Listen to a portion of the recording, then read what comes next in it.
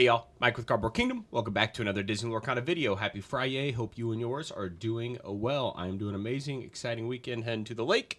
So yeah, nothing to worry about on my side, but wanted to make a quick video today on kind of the reason why reprints are good for Disney Lorcana and a little bit of kind of reaction from yesterday's video and the release of Fabled being, 70% reprints, 70 to 80% reprints, why that's a good thing and kind of proving that out here. So first and foremost, obviously this is a very polarizing subject. Those of us who have been around from the first chapter, we've got this massive pile of cardboard that in theory a lot of it has kind of diminished in value given the fact that a lot of these cards are going to be reprinted.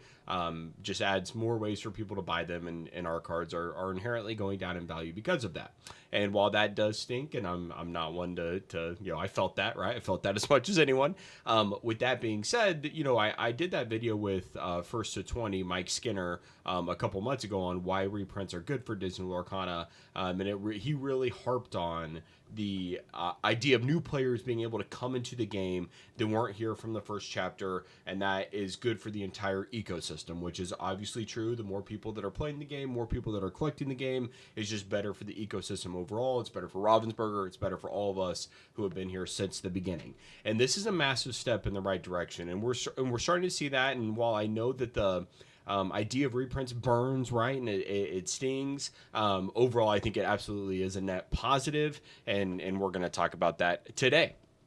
So the first example is if you just look even at my own comments, and sorry to put you on the spot here, Wataruga, but hopefully you don't mind, but they commented on my video from yesterday and said, I'm excited as a new player, got my friend to play too, so we're going to order a case. This is a prime example of someone who did not exist in the previous ecosystem, and they are going to go out and buy an entire case with their friend because they get to start when the gap to get in isn't thousands of dollars for these, like principal foundation framework cards that you have to have, right? So they've got a new way to enter the game. So this is a prime example of new people entering.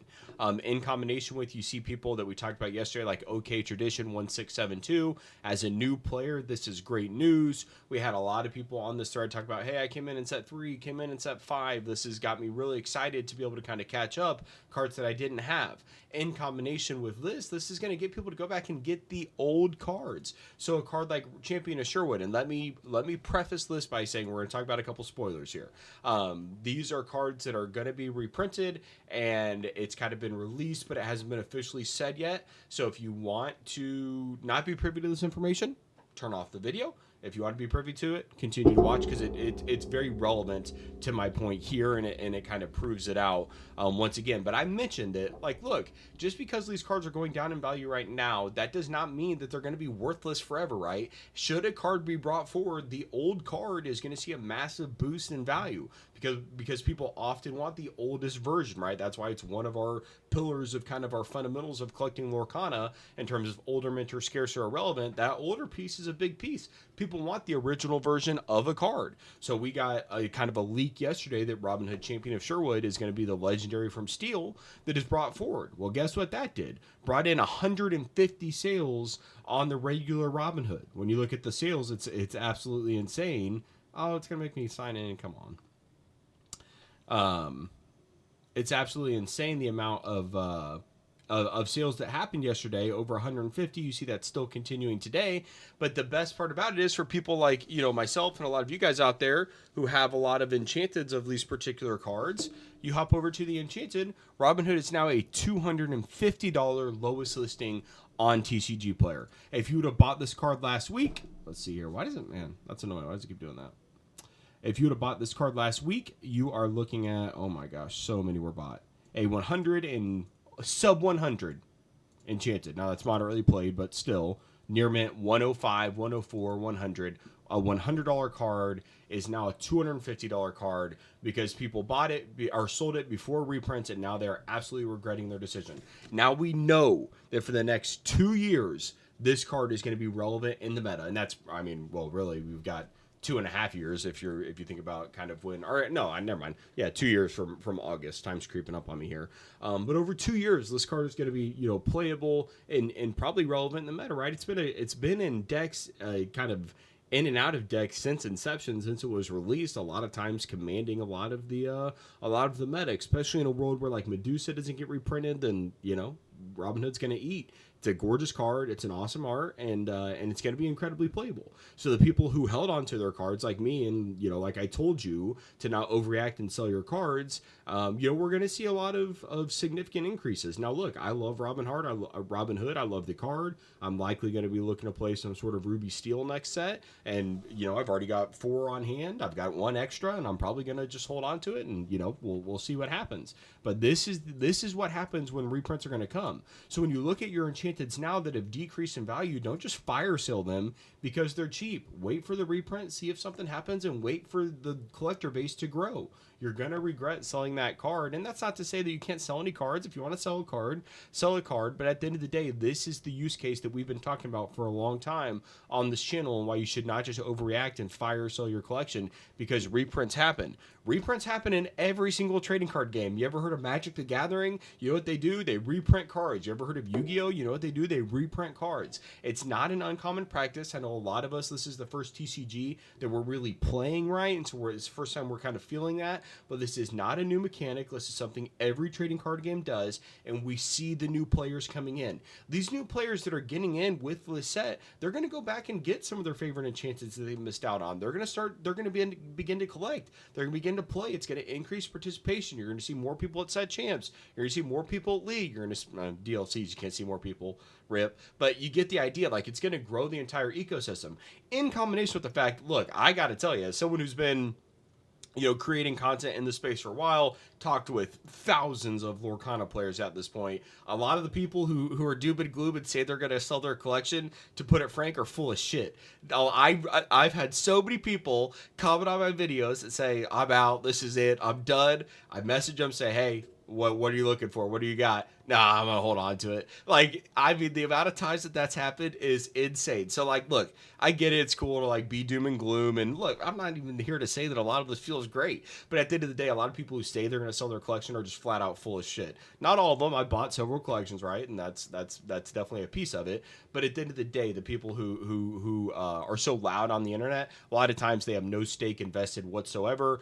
They have no skin in the game. And if they do, they're likely just having a bad day and they're going to get over it tomorrow and not sell their collection. And that's a piece of this. The same thing with like Magic and Yu-Gi-Oh. Like, they already have us, right? Ravensburger has me. They have you. And so sure, a couple people are going to be weeded in and out. That's natural turnover progression. But the total addressable market, by including these reprints, grows their TAM. They have a bigger audience that can now get in at a lower cost basis to get them entrenched in the game, and then ultimately have them as a long-term customer. And so that's ultimately the reason why reprints are good. You look at another card that's going to be, another spoiler, Elsa Spirit of Winter is going to be brought forward into the next set. That's a legendary for purple. Yesterday, the legendary had 71 sales, driving the price up significantly, back up to $6-7. In combination, we've had 3 sales of the Enchanted or 5 total copies, 5 total copies, 3 sales of the Enchanted just yesterday at, pretty much $800. So like that's the rate at which these things can move, even Elsa. And guys, we are at the tip of the spear in terms of how much this game truly can grow and how much legs it truly does have. Now look, I've been complaining a lot about Ravensburger lately, and I will continue to be incredibly transparent with my thoughts. When they do things good, I'm going to give them credit. When they do things bad, I'll give them flack. And that's just the way it's going to be, for better or for worse. I have to be honest about my opinions here, and that's where I'm at. But a lot of the doom and gloom on reprints, I like, once again, like, being mad that your cards are going down in value. That's a fair critique, right? No one wants their collection to just drop in value. There's a lot of red out there right now. But there's also a lot of green, right, in certain areas, and this is why patience is key. I've talked about that from the beginning. The best attribute you can have as a collector or investor, player, whatever, in this hobby within Lorcana is time. When you put time into the equation, a lot of things, time heals all wounds, and a lot of these cards like Robin Hood, if I would have been hasty and mad and made a rash decision to sell my 4 Robin Hood Enchanteds for $100 last week, I would be absolutely pissed this week whenever I see it's reprinted and now it's up 250% when I sold it at the low because I was mad. Like, just sit back, take time, buy the cards you like, right? It's going back to the stuff we've been talking about for a year and a half on this channel, or a year, however long I've been doing it. You know, buy the cards that you like, buy the enchantments that you like, so that way even if they get rotated out, it's not a big deal. But if they get brought forward, then you have them, right? Or you've got your graded cards, right? I know there's all these different dynamics that make rotations relevant or irrelevant depending on where you sit on the scale.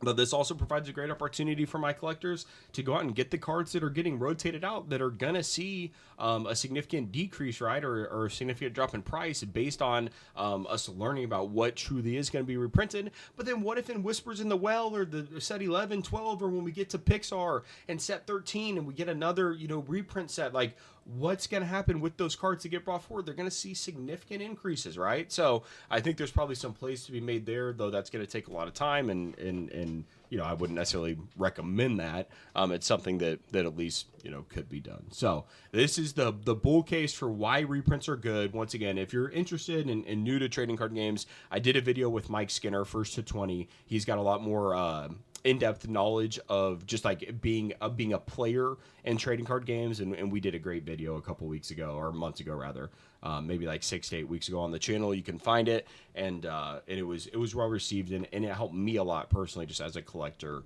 in this world of reprint. So if you're interested in content like that, go back and check that out. Check out Mike Skinner, 1st to 20 on Twitter. He also has his own YouTube channel, and I believe he's exploring some Riftbound stuff right now. He's a big fan of Riftbound. So with that being said, guys, once again, happy Friday. Hope you all have an amazing weekend, and we'll be back with another video soon. Bye, guys.